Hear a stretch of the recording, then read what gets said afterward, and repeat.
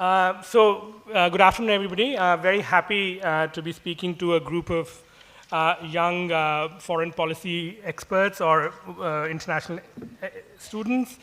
I think what I'm going to talk about, I take off from where Professor Mohanty left, and I'm going to go sort of deeper into one aspect of the blue economy, and that is energy. But I also want to talk a little bit about issues around framing and sort of regionalism and identity as a sort of lead into my presentation.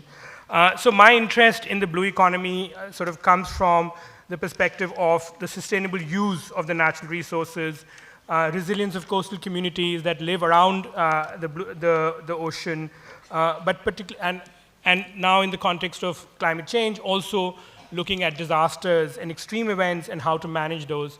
But particularly looking at why are regional approaches necessary and important around these issues. So obviously, India is doing a lot in terms of its own early warning systems for disaster preparedness and disaster relief. But why should we begin to think about resources at a regional level? But I think we should admit that resources, the resource governance at the regional level is likely to be influenced by larger political and economic processes, and in particular issues of framing, priority setting that reflect, and the sort of institutions that we create at the regional level to support the blue economy in the Indian Ocean.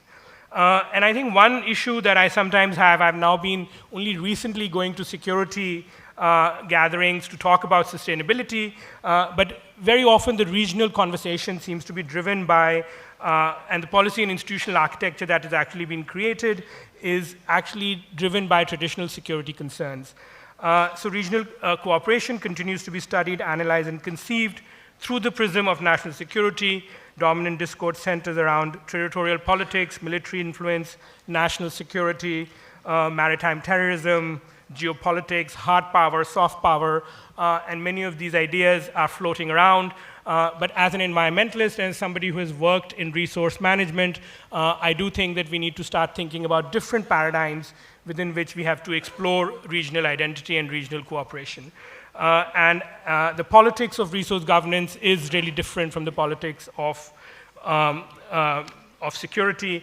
And also, I think when we talk about an Indian Ocean regionalism, we need to talk about Indian Ocean identity. There was a whole session here which spoke on the issue of civilizational linkages, but we have to admit that the region we are talking about is very vast and varied, and an identity will only emerge sort of through bottom-up, polycentric, diffuse processes. And my submission in things that I've written about the blue economy is that the environmental sort of resource domain lends itself much better to those, for the evolution of a regional identity than several other efforts. So that is, in some sense, the context of my presentation. I also want to just very quickly touch upon climate change. That's another issue that's upon us. There is a blonde elephant in the room that we're not talking about. But besides, and I mean Trump, so many of you are sleeping. That was supposed to be my joke. Wake up. The climate, sort of the global climate governance is under sort of threat to some extent, but nonetheless, as countries in the region, we need to think about how do we deal with potential sea level rise, but also stick to our own pledges and agenda on climate mitigation. So moving on from that, I'm going to now talk about what I call ocean energy very broadly, which has three big dimensions. One is around, which you have already heard, the geopolitics in terms of trade in energy resources, so ports, security of flow, and that sort of the energy and the classic security, the trade and energy and the classic security discourse are quite well aligned. I'm not going to talk further about that. There is another body of work which Professor Mohanty alluded to, which is on ocean floor exploration, so mining for oil and gas, for energy resources, and here there are concerns about jurisdictional issues, there are legal issues, for example, the laws of seas, sustainability and impact on marine ecosystems and communities, But there are sort of other bodies. There are bodies like the International Seabed Authority, the Mining Code, the UN Law of Sea, which deal with these. So I think what I chose to spoke about then is an issue that is very little discussed, and that is about ocean renewable energy and what I call the blue energy. So when ocean renewable energy is concerned, it's whether using the ocean or the coastline to harness energy. And some estimates are, I mean, there are a lot of technical issues about being, before ocean energy becomes a major source of energy for us, but estimates suggest that up to 200,000 to 800,000 tetrawatt per year is the potential of ocean energy. Much of it is not realized, but I just wanted to flag it out there. So India is sort of doing quite a bit on this in the area of ocean energy, and I'm going to talk a little bit about what is happening in India on that front, and as that then to talk about challenges and potential for regional cooperation. Broadly speaking, ocean energy, ocean energy could emerge from tides, tidal currents, waves, salinity gradient, and thermal gradient. So these are all features of the ocean that are source of energy and that energy can be